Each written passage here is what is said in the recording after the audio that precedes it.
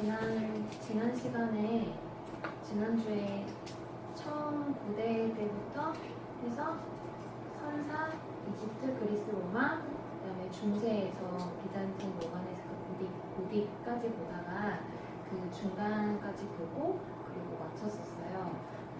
그래서 오늘은 후기 고딕 1200년대 때부터 해서 프랑스 혁명 그 이후 그 살짝 근현대 부분이 시작되는 그 살짝 처음 부분까지 오늘 하도록 하겠습니다. 지난번에 그 고딕 미술 그림들 제가 그림을 가져오지 못했는데 기억도 많이 나세요? 그 고딕 성당들이랑 그다음에 여러 가지 그 아치형이나 그런 것들이 발전되면서 뾰족뾰족한 그 고딕 양식으로 보여줬던 성당들에 이어서 그림에서도 굉장히 발전을 하게 되는데요. 후기 고딕식의 후기 쪽을 보면은 이제 지오토와 주치오라는 사람이 나옵니다. 이 두 사람은 그 르네상스의 그 특징인 원근법을 처음 드러낸 그런 작가예요. 그래서 사진을 보시면 이게 첫 화면 맞아요? 이게 그리스도의 매장이라는 작품이고, 그 다음에 이 두 번째 이게 지오토라는 그 화가가 그린 비슷한 그림이에요. 그런데 장면은 비슷한 그림인데 예수님이 죽으셨고 이제 이렇게 그 슬픔을 애도하는 그 장면이에요. 그런데 보시면 그 연도상 그렇게 큰 차이가 없는 걸 보실 수 있는데 그림에서 나타나는 특징은 이건 굉장히 그 중세 그림처럼 그 도상학적이고 되게 그런 그 신의 형상을 정말 신처럼 비슷하게 그리지 않은 그 중세 때 그 비잔틴 양식의 그 모습을 가지고 있지만 이 지오토는 이 위에 있는 사람들이 천사들인데 지금 그 거리감이 나타날 수 있게 천사들을 조그맣게 그린 걸 보실 수 있어요. 그리고 이제 이렇게 이게 마리아고 마리아 그다음에 이게 사도 요한 세례 요한인데 이 요한의 표정이나 그 제스처 같은 거에 있어서 되게 더 현실감 있게 드러나는 모습을 볼 수가 있습니다. 그리고 이렇게 언덕으로 올라가는 저 모습 속에서도 나무가 멀리 있고 멀리 거리감이 느껴지는 그런 모습. 여기서는 굉장히 되게 평면적이고 무슨 어떤 카드에 있는 뭐 그림이나 이렇게 찍혀진 것처럼 나와 있는데 이렇게 그림 그 지오토를 보면서 사람들이 굉장히 완전히 그 새로운 미술이었어요. 그때는. 그리고 굉장히 놀라워했던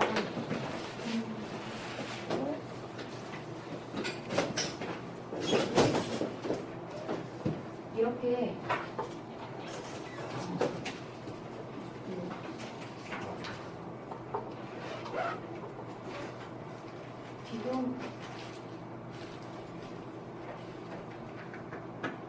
이런 것도 중세에서 이제 넘어가는 르네상스로 넘어가는 그 그림들의 양상이에요. 그래서 굉장히 지금 우리의 눈으로 보기에는 되게 어색하고 되게 좀 이상한 그런 투시와 원근법이 그렇게 느껴지지 않는 그림들인데 이 당시 때 사람들은 굉장히 놀라워할 만한 그런 그림들이었어요. 그래서 이렇게 전문가를 보여주고 있습니다. 그리고 그 르네상스 때랑 비교가 되는 모습이 뭐냐면 이렇게 된 것들이 모자가 아니라 그 후광을 표현한 거예요. 그래서 그 성자와 그 다음에 제자들, 마리아나 이런 사람들을 이렇게 표현을 했는데 르네상스에서도 많은 성화들이 있지만 이렇게 르네상스 시대에는 더 기술적인 것들을 중요하게 생각하다 보니까 저런 후광들은 표현되지 않는 것을 나중에 보실 수 있습니다.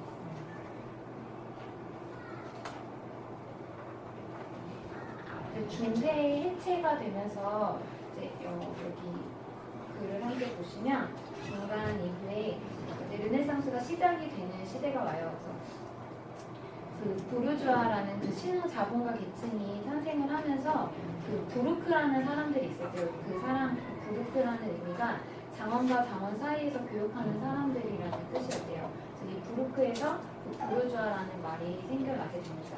그리고 이 사람들은 교역을 하면서 굉장히 부를 축적을 하게 되고, 그리고 봉건주의적 상황 경제가 붕괴되면서 자본주의 시대를 열게 되는데, 이제 이렇게 되면서 근대 시민사회가 성립이 되는 그 시기가 됩니다. 그리고 저는 잘 모르지만 어떤 철학적인 면에서 1214년에서 94년 로서베이컨 힐기스본가 그리고 윌리엄 오컴의 유명록 이런 그 경험과 실험을 토대로 자연을 관찰하는 새로운 학풍의 그런 철학들이 많이 나타났다고 합니다. 그리고 근대의 시대 정치가 이제 시작되는데 인간이 스스로 삶의 주체가 되면서 이 세상을 이성적 사고로 대상화하기 시작했고요. 세계를 엄연한 객관적인 존재로 보았다고 합니다. 그래서 모든 현상이 하나의 인과 법칙으로 다뤄질 수 있다는 그런 세계관을 추구하게 되고요. 이것이 미술에서는 이제 원근법이나 명암법의 발명으로 나타나게 됩니다. 다음 장을 넘기시면 이제 그 첫 번째 장에 있는 그 연대표에서 오늘 살펴볼 그 연도 동로마 멸망에서 프랑스 혁명 그 사이에 있는 그 부분을 좀 상세하게 적어본 거예요. 근데 이 연대는 사실 딱 맞는 연대는 아니고요. 학자들마다 견해가 좀 있고 이제 아무래도 딱 뭐 1600년도부터 바로가 시작됐다 이렇게 말하기는 어렵고 계속해서 그 어떤 매너리즘의 그 풍토가 계속 남아있는 상태에서 이런 것들이 나타나고 그리고 실제로 르네상스는 1250년부터 매너리즘이 시작됐지만 그 북부에 있는 그 나라들의 르네상스는 계속해서 1600년대까지 계속 진행이 됩니다. 시대들이 계속 겹치기도 하고 르네상스는 프랑스어인데 원래 이탈리아의 리나시타라는 그 말이에요. 그래서 재생, 재탄생, 부활 이런 뜻을 뜻한다고 합니다. 고대 그리스 로마 문화를 이상으로 이를 부흥해서 새 문화를 창출해내려는 운동이었고요. 사상, 미술, 건축, 문학 등 다방면에 같이 보셨습니다. 그리고 1096년부터 약 200년간 8차례 전쟁이 있었던 십자군 전쟁에서 그 전쟁을 전후로 하여서 십자군 원정 결과에 지중해 무역 중심지로서 도시가 많이 발달하게 되고요. 그 경제적인 번영을 누렸던 시민들이 이렇게 르네상스를 발전하게 하였습니다.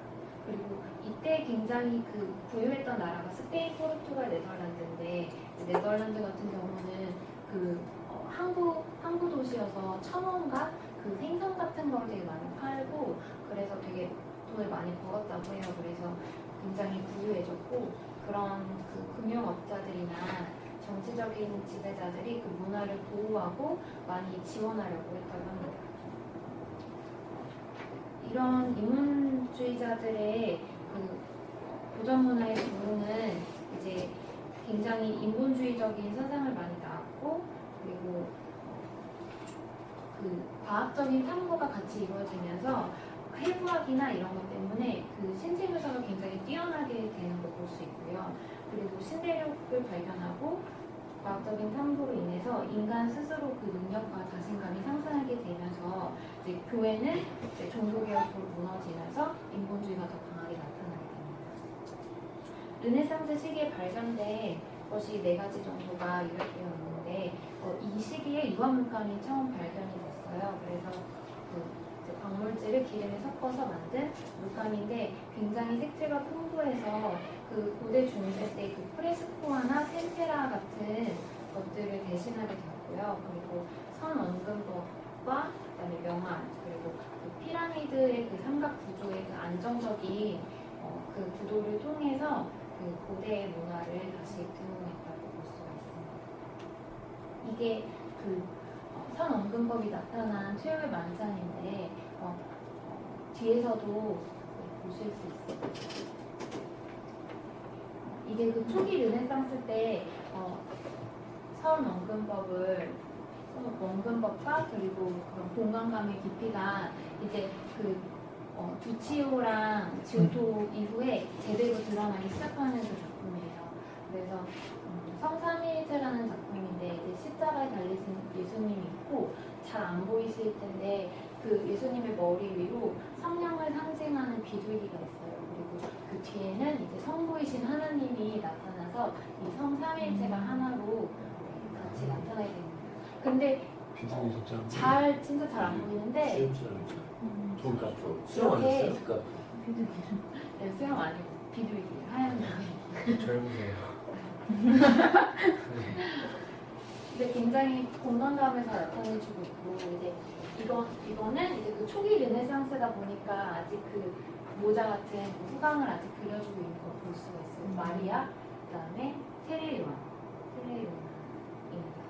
그리고 이 두 사람 무릎 꿇은 두 사람은 이 그림의 기증자예요. 그래서 그 삼각구도를 제대로 보여주고 있고요. 그다음에 아치로 보이는 그 공간감을 이렇게 깊이 있는 그 모습을 잘 드러내주고 있습니다.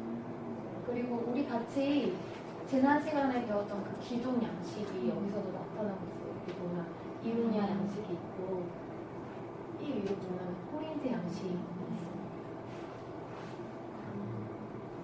이거는 아담의 유골이래요. 진짜요? 네. 그림으로 표현한 거죠? 네, 그림이죠. 깜짝이야. 사진은 아니겠죠. 우리도 깜짝깜짝 놀랐어요. 나도 진짜 깜짝 놀랐어. 우리도 진짜 깜짝 놀랐어요.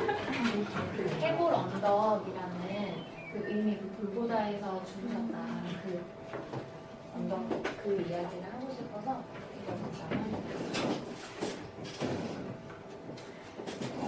르네상스에서는 세 시기가 있어요. 14세기, 15세기, 16세기가 있는데 제일 그 전성기는 굉장히 짧았지만 16세기에 나타났다고 볼 수 있습니다. 그래서 14세기에는 굉장히 그 지오토가 아까 제일 처음에 보였던 그 약간의 어설프지만 그때는 굉장히 센세이션했던 그 지오토적 자연주의가 성행하고 15세기에는 이탈리아가 주 무대가 되어서 이제 새로운 그런 공간 묘사와 인체 표현이 나타나게 되고요. 그리고 16세기에 이르러서 짧은 전성기가 이제 라파엘로가 1520년대에 죽어요. 그래서 그 죽음을 이유로 르네상스의 그 전성기가 끝나게 됩니다. 그렇게 되면서 1520년대 때부터는 이제 그 매너리즘이 시작되면서 그 무역의 중심도 대서양으로 이동하게 되고 그리고 이제 르네상스의 북유럽 르네상스라고 해서 북유럽으로 한 100년 정도 계속 지속되게 됩니다. 대표 작가는 우리 너무 잘 알고 있는 레오나르도 다빈치가 있고요. 레오나르도 다빈치가 되게 이름이 레오나르도 어쩌고 저쩌고 저쩌고 이름들이 있는데 그 빈치 지방에서 살았대요. 그래서 빈치의 레오나르도 해서 레오나르도 다빈치래요. 그래서 짧게 부를 때 다빈치라고 부르면 안 돼요. 그러면 그냥 지명 이름 그냥 서울 이렇게만 부르는 게 돼서 레오나르도라고 불러야 된다고. 미켈란젤로, 라파엘로 이렇게 이탈리아에서 정말 거의 3위일체라고 부를 수 있는 그 세 사람이 대표 작가가 있고요.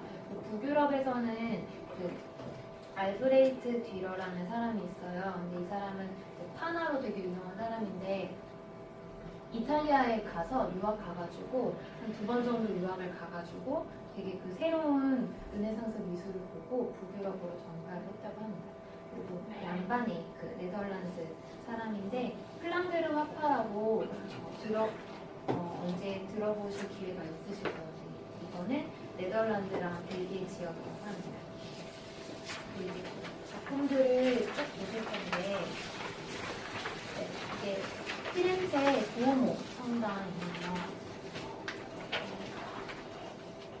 이게 이제 르네상스 시대의 건축물이라고 볼 수 있는데 이제 이 거대한 돌이 굉장히 그 독창적이고 수학적으로 굉장히 정확하게 연구된 그 결과로 나온 건축물이라고 합니다. 보티첼리의 비너스의 탄생이라는 그림인데요. 그리스 로마 신화를 바탕으로 그려졌고요. 그리고 이 가운데 서 있는 그 여신이 미의 여신 비너스입니다. 그래서 이제 옆에서 바람을 불어주고 장미꽃도 떨어뜨려주고 이제 옆에서는 이 여신 조개에 실려서 오는 이 여신을 맞이해주는 봄의 그런 비너스의 모습이에요. 오른쪽 사람이랑 비슷하게 생긴 것 같은데. 네? 누구요? 네? 아니 비너스가 생각보다 예쁘지 않았어. 아, 그렇군요. 진짜 싫어. 이것도 보티첼리의 그림인데요. 봄이라는 그림이에요. 그래서 굉장히 꽃도 많고 그 봄의 이미지를 잘 보여주고 있습니다. 그래서 미의 새 여신과 그리고 그냥 이 큐피트의 그 천사인데 막 화살을 쏘려고 하고 있고 그리고 굉장히 많은 열매들이 있고 꽃 속에 있는 그런 사람들 볼 수 있어요. 저기는 바람의 신인가 아마 그럴 거예요. 봄바람을 불어주고 있고 그런 봄의 형상들을 잘 표현해주고 있습니다. 유명한 그림이죠. 레오나르도 다빈치 모나리자인데요. 굉장히 세계에서 가장 유명한 미술이라고 할 수 있습니다. 여기에는 그러니까 항상 걸작들에는 그 당시에는 정말 예상치 못한 정말 획기적인 것들이 항상 들어있었어요. 그래서 그냥 우리는 이제 몇천 년 지나고 몇백 년 전이 지났기 때문에 보면 아무 감흥이 없지만 아까 그 되게 이상했던 그 지오토의 그 거리감이 느껴지는 것처럼 이것도 그 당시 사람들이 봤을 때 굉장히 그 신비로운 느낌을 주기 때문에 이 그림이 굉장히 유명했다고 합니다. 스푸마토 기법이라고 그 어떤 경계선이 없어요. 그래서 그 명암을 어떤 선이나 이런 걸로 표현하는 게 아니라 명암을 굉장히 그 부드러운 톤으로 흐리게 그리면서 그 부드럽게 처리하는 그 모습을 볼 수 있습니다. 그래서 이 주인공은 피렌체 상인 조콘다라는 사람의 부인인데 그렇게 그 시대 때 중요한 사람은 아니었는데 레오나르도의 그림으로 인하여서 몇백 년 이후에도 계속 이 여자를 보게 되는 그런 시대를 살게 되었습니다. 그리고 이 그림은 이제 벽에 걸 목적으로 그려진 최초의 유화 그림이래요. 그래서 실제로 그 루브르 미술관에 가면은 되게 조그만한데 그걸 보려고 맞아요. 보셨죠? 진짜 사람 너무 많고 그거를 미국에서도 너무 160만 명인가? 미국에 이 그림을 전시하러 갔을 때 160만 명이나 와서 봤다고 그러고 일본은 사람들이 하도 몰려서 한 사람당 10초씩 서서 보게 했대요. 10초씩 보고 19표 지원을 땡 다른 사람 와서 또 10초 보고 이렇게 전시를 했다고 합니다. 근데 막상 가서 보면 별거 없는데 가짜도 있다던데. 도난 때문에. 도난도 뭐 한두 차례 있었고 그래서 더 유명해지고 또 원래 앞에 유리창도 없었는데 하도 도난 심하고 그 훼손하려는 그 사람들이 있어서 일본에서 특수 제작한 그 유리로 막아놨거든요. 10년 단위인가? 네? 혼자 그랬어. 눈썹은 왜 없는 거죠? 눈썹은 나도 그 얘기하고 싶어서 사실. 없어서 유명한 줄 알았어. 뭐 그런 것도 있어요. 없는데 되게 자연스럽잖아요. 미소가 얼굴이나 표정이 없다는 걸 요시가 그 생각부터 굉장히 부자연스럽게 느끼고. 여기 섬이 많아서 원래 없었다. 저게 미인의 얼굴이었다. 와. 그렸는데 없어졌다. 원래 없었던 건 아닌데 되게 많은 스토리가 있어요. 그리고 계속 보여지는 그림들은 하나하나마다 너무 이야기가 너무 많고 방대해서 끝났다. 네, 아마 알아보시면 되게 재미있으실 거예요.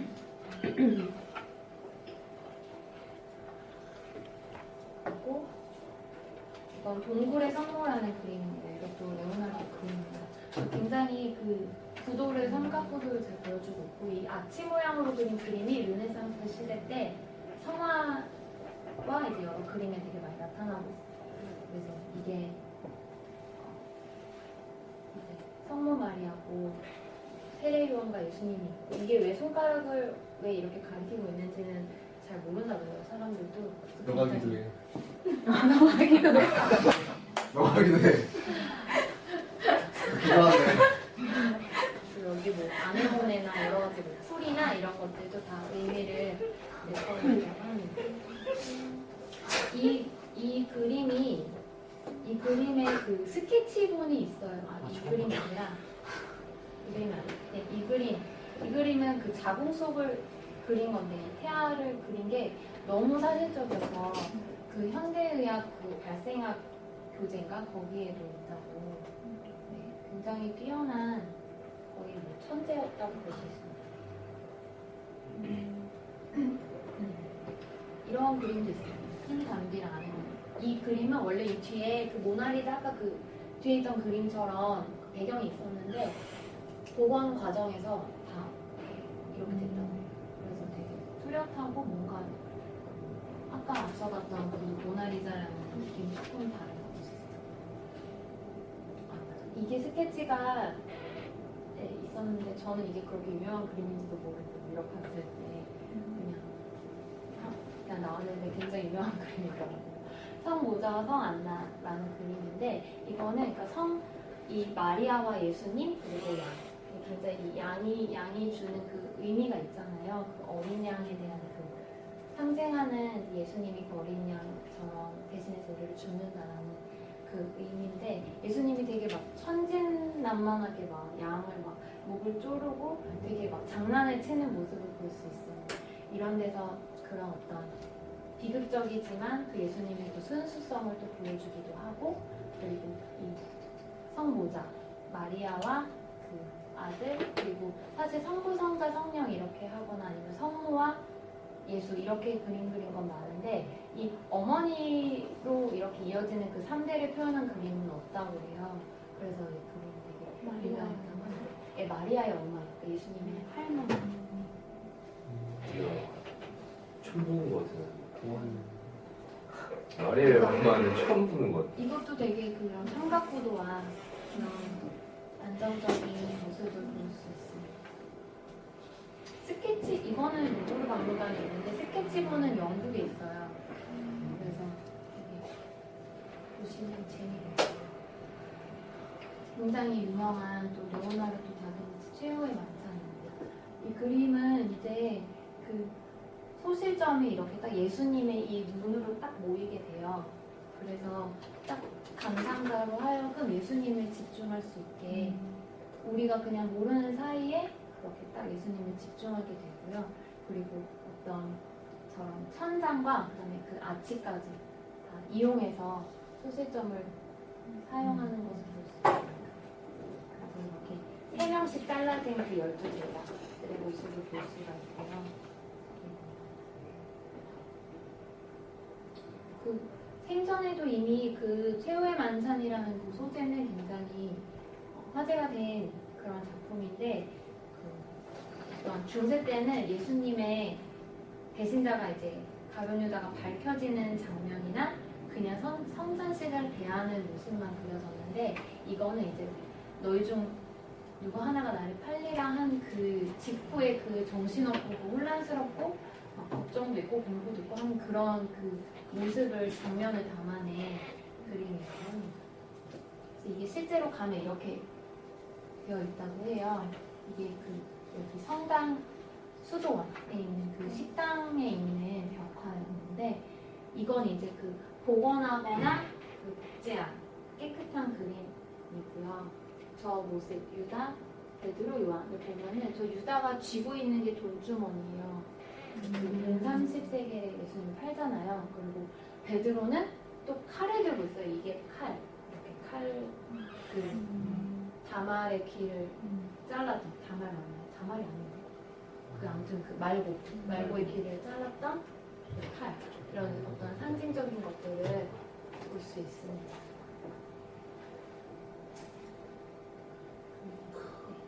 피에타. 저번에 이거였죠? 내가 사랑한 문화유적에서 피에타 전에 봤던 맞아요. 이것도 지금은 그 유리관 같은 거에 쌓여 있어요. 그런데 그게 없었을 때 그 감동과 그 유리관에 쌓였을 때의 감동은 좀 다르다고 하던데 가서 보시면 굉장히 감동적일 것 같습니다. 돌로 다 깎아야 되는 거죠? 네, 이거를 다 깎은 거예요. 미켈란젤로가 이게 20대 때 만든 작품이에요. 진짜 23인가 26인가 만들었는데 미켈란젤로는 그 돌을 깎으면서 생각했대요. 나는 이 돌에는 영혼이 깃들어져 있고 나는 이 영혼을 살리고 있다 이렇게 생각하면서 이거를 깎아서 그런지 되게 이렇게 멋있는 작품을 만들었습니다. 근데 불 붙인 거예요? 예수님을 붙였냐고요? 이렇게? 원래 분리된 아니요, 하나예요. 그럴 수 있잖아요. 이게 5년 동안 만든 거니까. 네, 그렇죠. 제작 기간에.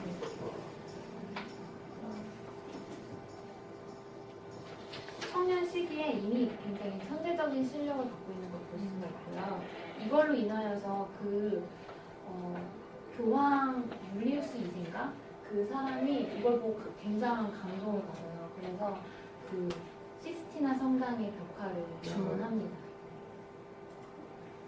이건 그 다른 피에타상이니까 피에타라는 그 이름은 그 예수님과 성모상의 그 고난 상 그 이름이에요. 그래서 피에타라는 상의 이름이 되게 많은데 되게 모습이 다르죠. 아까 봤던 그 르네상스 독일에 있어서 다윗상이죠. 그 기존에 또 많은 다윗상이 있어요. 그런데 골리앗의 머리를 제작하지 않았대요. 미켈란젤로는. 그래서 그 어떤 승리의 영웅에서 정의의 화신으로 전환했다고 합니다. 다음 장 보시면 이게 그 도나텔로가 만든 다윗상이에요. 그래서 이게 골리앗의 머리거든요. 되게 뭔가 호리호리하고 그 어떤 그 건장한 청년의 이미지라기보다는 그냥 소년, 미소년 이런 느낌인데 되게 미켈란젤로는 되게 건강하고 이상미를 추구한 그런 모습을 볼 수가 있습니다. 그래서 그때 그 라오콘상이나 그 비너스상이 있었던 그 사모트라케 니케 그 날개 달린 그 상이 있었던 그 헬레니즘 시대 있잖아요. 그때 시기에 그 고대 작가들이 미켈란젤로 되게 좋아했대요. 되게 추대하고 되게 닮으려고 했던. 네, 됐어요. 네. 이거는 아담의 탄생이라는 그 천장화 부분인데요. 르네상스를 통틀어서 가장 위대한 작품이라고 합니다. 이게 시스티나 성당의 그 천장화래요. 정말 어마어마하죠. 이거를 4년 동안 혼자서 원래 그때는 그 제자들을 부려서 같이 할 수도 있었는데 혼자서 되게 고집을 했다고 그래요. 그래서 4년 동안 인류의 탄생과 죽음을 표현하는 그런 340여 개의 인상을 넣었다고 합니다. 작업에 대해서 굉장한 그 집념과 열정을 볼 수가 있어요. 진짜 직접 가서 보고 싶다 이거. 이런 건 진짜 보면은 아마 헉소리 나올 거예요. 이건 몇 년 동안 지은 거예요? 이거 4년 동안 그린 진짜요? 건데 네, 엄청 천장하니까 목 디스크가 이러고 4년도 아니야. 진짜 그러니까 건강이 많이 안 좋아. 그리고 또 라파엘로랑 되게 그 경쟁 상대였대요. 그리고 그 천장화 그리는 거에 있어서 되게 자부심을 막 느끼면서 그림을 그렸다고 합니다. 그림은 아름다운 정원사의 성목라는 그림인데요. 이것도 그 레오나르도 그림처럼 이런 구도와 이 아치형의 모습을 볼 수 있습니다. 이거는 아테네 학당 굉장히 유명하죠. 가운데 중앙부에 이렇게 또 이 소실점 정말 잘 나타내고 있고 그리고 이 공간감을 잘 표현하고 있고 여기 두 철학자 아리스토텔레스와 그 두 플라톤 사람 아리스토텔레스. 플라톤이랑 아리스토텔레스인데요. 그리고 이제 이 이데아와 지상을 이렇게 둘이 서로 가르치면서 나오고 있고 그다음에 이 모습에서 되게 많은 그 철학자와 그런 사람들이 등장을 해요. 그래서 이렇게 근데 또 얼굴을 철학자를 그렸는데 얼굴을 자기 동료 화가들을 막 그렸대요. 자기 모습도 막 그리고 그래서 미켈란젤로랑 되게 그 약간 앙수처럼 라이벌이었다고 했잖아요. 그래서 되게 못생기게 이렇게 그려놓고 그다음에 디오게네스 저는 잘 모르는 원수지가 그리고 이제 기아 유클리드 이렇게 컴퍼스를 가지고 있는 모습을 볼 수 있습니다. 그리고 이제 그 플란드르 화파라고 해서 그 네덜란드와 이제 벨기에 부분의 북유럽 르네상스를 보실 수 있는데요. 이제 이거는 아르놀피니 부부의 결혼식이라는 그림이에요. 이거 그 런던에 내셔널 갤러리 있는데 굉장히 사실적이에요. 이것도 되게 조그맣거든요. 그렇게 크진 않은데 아마 이것보다 조금 작은 실제 크기가 근데 진짜 너무너무 막 세밀해가지고 너무 정말 놀랍더라고요. 정말 그 사실주의의 대가라고 볼 수 있습니다. 그리고 또 여러 가지 그런 이제 그 의미들이 있어요. 우리 강아지는 어떤 충성을 나타내고 그래서 샹들리에에 있는 저 촛대는 이제 그리스도를 믿는 그 신앙심의 표현이라고도 하고 여러 가지가 있습니다. 이거는 제가 직접 보고 굉장히 놀란 작품이에요. 쾌락의 정원이라는 작품인데요. 이게 이렇게 그때 우리 배웠던 트리틱 양식을 볼 수 있어요. 이렇게 문을 닫을 수 있는 형식이에요. 프라도 미술관에 있는데 실제 크기는 이거보다 좀 커요. 한 이 스크린 정도 되나? 그런데 이것도 굉장히 세밀해요. 그래서 정말 보면 깜짝 놀랄 정도로 세밀해서 굉장히 놀라운데 이게 이 첫 번째 판, 중앙판, 오른쪽 판이 각각 에덴, 천지 창조 때의 모습, 그다음에 이제 그 쾌락의 정원, 그 인류의 죄를 짓는 그 모습들, 엄청난 죄들이 여기 상징적으로 다 내포되어 있어요. 그래서 상세히 그림을 보면 진짜 많이 놀랄 정도입니다. 그리고 오른쪽은 지옥이에요. 그 지옥의 모습처럼 어둡게 표현이 되었거든요. 상세한 그림을 보면 이렇습니다. 에덴 동산 이렇게 동물들도 있고요.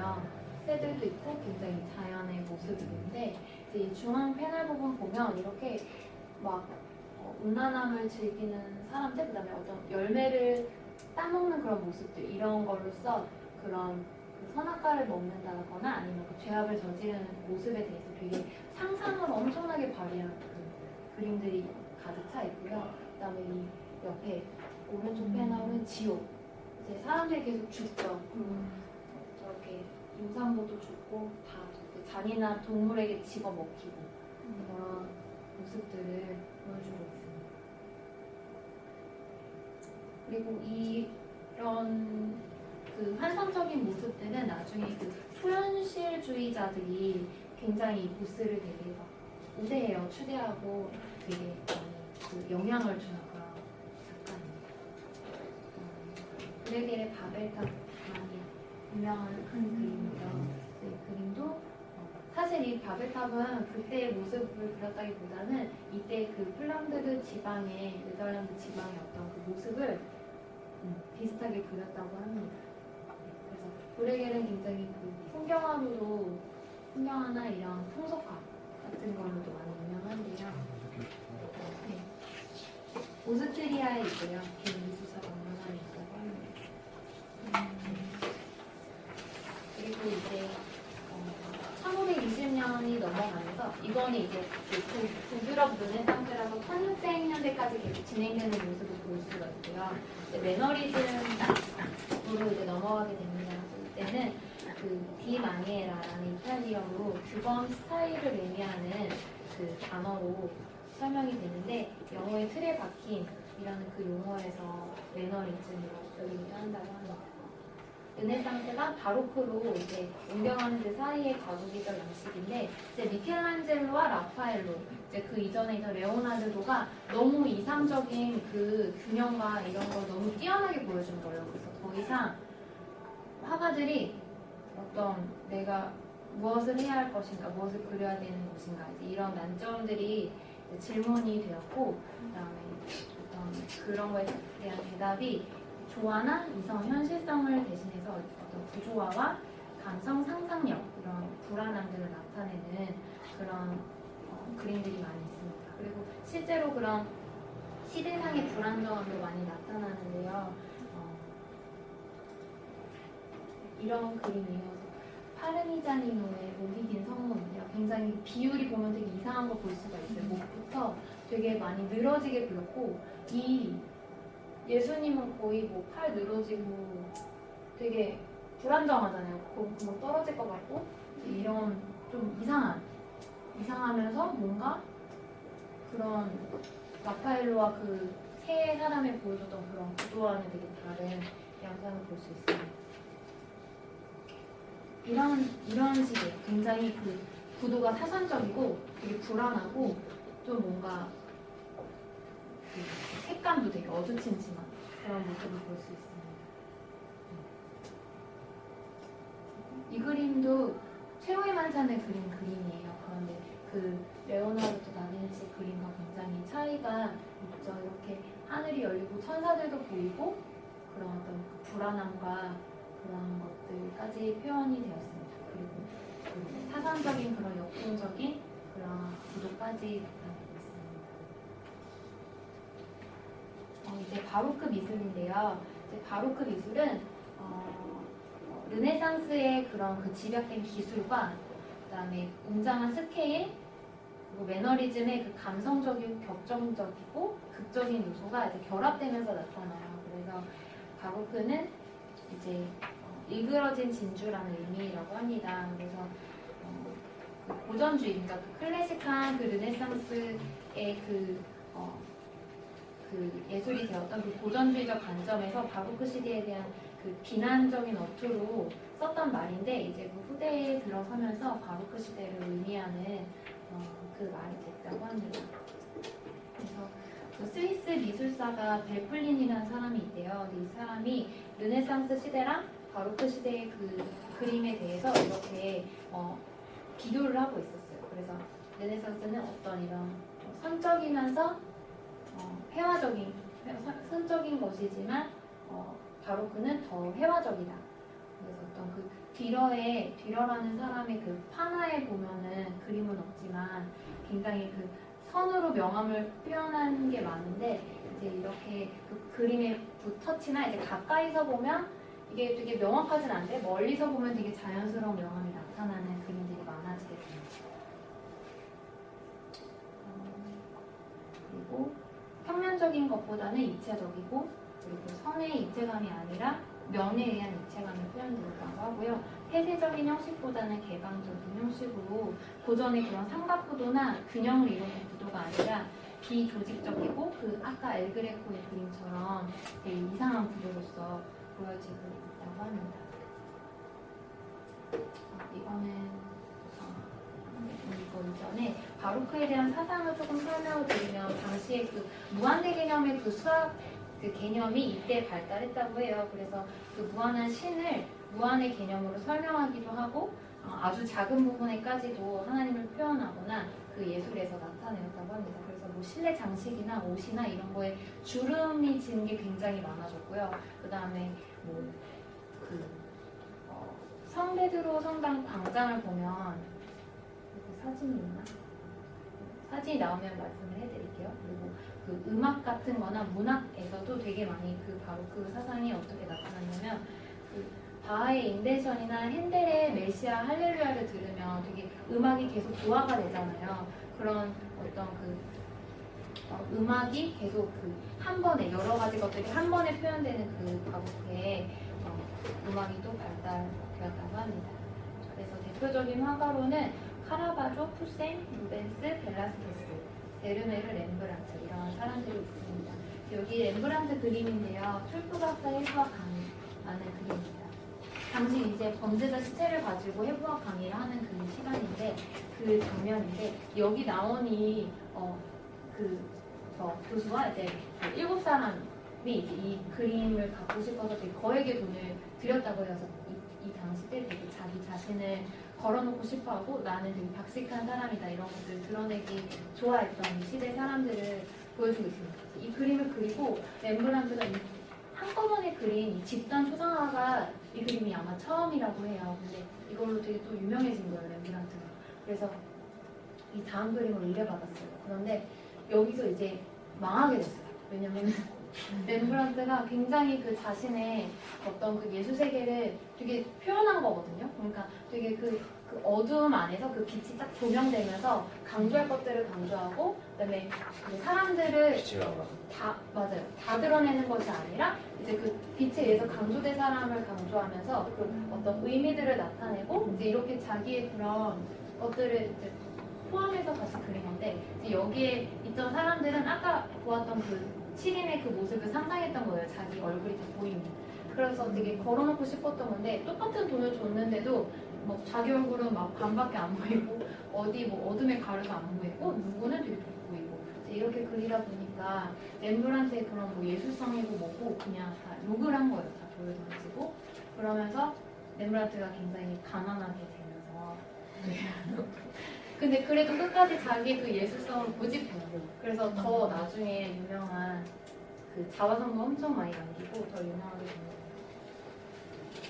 이건 벨라스키스 시녀들이라는 작품인데요. 이게 굉장히 이것도 되게 스토리가 많아요. 근데 제가 다 설명하기는 제가 좀 부족하지만 어떤 이 구도, 공간감이 굉장히 멀리서 느껴지고 이만큼의 거리만큼 보는 사람으로 하여금도 같이 느끼는 거예요. 아, 되게 멀리 있다. 그러면서 이제 되게 많은 공간을 빈 공간을 차지하면서 이 소시점이 이 왕과 왕비에게 모여지는 것을 볼 수가 있고요. 그리고 되게 특이한 건 화가 자신이 들어가 있어요. 그래서 되게 특이하고 왜 이런 구도를 그렸는지에 대해서 되게 스토리가 많고 그런 논란이나 이야기거리가 많이 있습니다. 굉장히 그 구성이나 형태나 질감, 공간, 분위기, 뭐 여기 강아지에게 뭐 장난을 치는 소년이나 이런 모습들, 그리고 막 아마 이 시녀가 공주한테 되게 막 달래는 그런 모습이래요. 이런 그 장면들, 그 분위기가 굉장히 집약된 작품으로 꼽힙니다. 그리고 야간 순찰 때, 아 이건 아까 지금 아래 포인트가 다 있어서. 이제 바니타스 정로라라는 걸 설명을 해드릴게요. 이제 바로크 시대의 미술 작품들 속에서는 당대의 그 미적 가치와 작가 의도를 이해할 수 있는 상징과 알레고리가 발견이 돼요. 상징은 어떤 관념을 빗대어서 표현을 한 거고요. 알레고리는 좀 더 은유적이고 수수께끼로 작가가 이제 의도를 가지고 감춰놓은 거를 말하고 있어요. 그래서 바니타스는 후형, 덧없음, 무식함, 허무 등을 뜻하는 라틴어라고 합니다. 그래서 인생의 덧없음을 나타내고요. 그 메멘토 모리라는 그 라틴어, 자신의 죽음을 기억하라, 너의 죽음을 기억하라, 너는 반드시 죽는 사람이다, 이런 말을 뜻하는 의미라고 합니다. 그래서 썩어가는 동물이나 식물이나 뭐 생선이나 썩고 부패하는 것들로 되게 많은 그림을 그리고요. 이런 해골이나 이런 지식적인 것들, 이런 그런 그 부나 아니면 그런 권력을 상징하는 것들이 다 소용이 없다, 이제 이런 것들을 그림에서 보여주고 있습니다.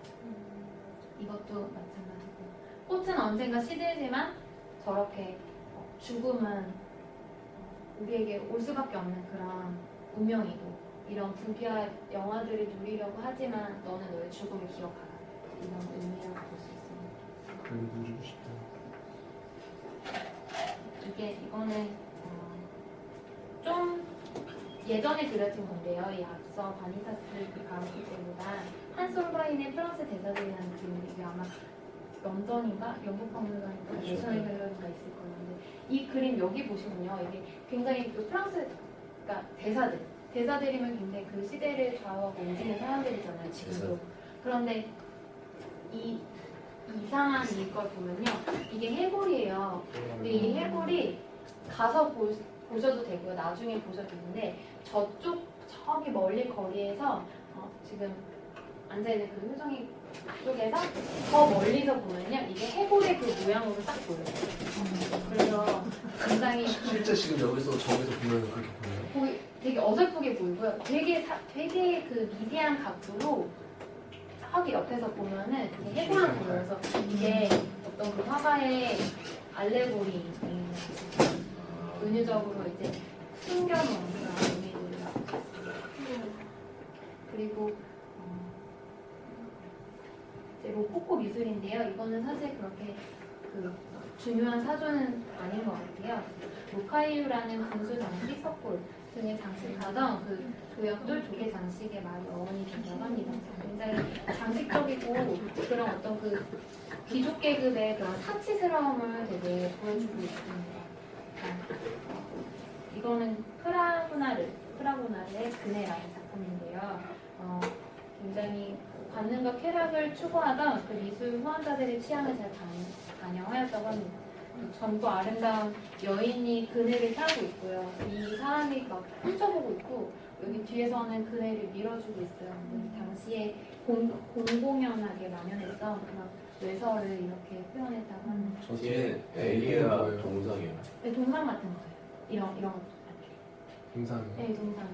자연스레 그네를 타는 이거 그때 라푼젤에서도 그림 막 나오고 그래서 좀 갑자기 유명해졌던 것 같아요. 그리고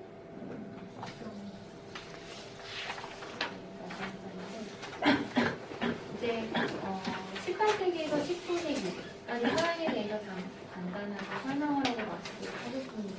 이제 1789년 7월 18일에 파리 시민들이 바스티유 유세를 습격하고 점령하면서 프랑스 혁명이 시작이 됩니다.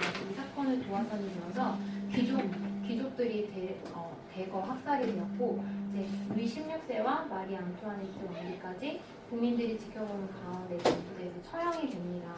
그래서 이 프랑스 혁명으로 말미암아 왕정 시대가 종막에 이르고 민주 시대로 향하는 신호탄이 되었고요. 이제 시민들 스스로 그 삶의 주체가 되는 그런 시대를 열어갔다고 합니다. 프랑스 혁명 직후에 실제로 이익을 얻은 계층은 국민들이 아니라 부르주아 계층이었는데요. 이제 이들은 굉장히 시민들 굉장히 힘들게 했다고 해요. 이렇게 노동을 시키는 그 그림이에요. 그래서 그 기스타브 크루베의 돌 깨는 사람들인데요. 혁명이 있고 나서 한 10년, 20년 뒤 그려진 그림이에요. 근데 굉장히 부자들은 황금을 캐지만 평민들은 이렇게 돌을 깨야만 하는 노동의 현실을 보여주고 있습니다. 그리고 이게 그 키로 설명이 되는데 이게 어른이고 이게 아이구나 이런 거를 알 수가 있어요. 이 서 있는 이 어린이와 이 앉아 있는 어른의 키가 비슷하기 때문에 아이까지 일을 해야 하는구나. 그리고 실제로 이 시대 때 그 광산을 캐는 데에 그 캐러 들어가는 그 좁은 길이 있대요. 굉장히 좁은 길인데 거기는 성인이 들어갈 수가 없으니까 아이들을 그렇게 들어갔다 나오게 하고 광산을 캐서 허리에 묶어서 이렇게 끌고 나오게 하는 그런 일들이 굉장히 많다고 합니다. 그래서 서민들의 그 힘든 시기를 잘 나타내주고 있습니다. 기스타브 크루베는 무정부주의자였대요. 그래서 굉장히 이때부터 이 자본주의 시대가 열리고 그 민주주의 시대가 열리면서 그 세력에 대항하는 그런 사람들, 그런 작가들이 굉장히 또 그 센세이션을 또 일으켜요. 그리고 그것은 이제 현대미술에 와서도 또 그런 양상을 나타내게 됩니다. 그래서 그 파리 콤뮌이라는 그 무정부주의자들이 일으키는 그 혁명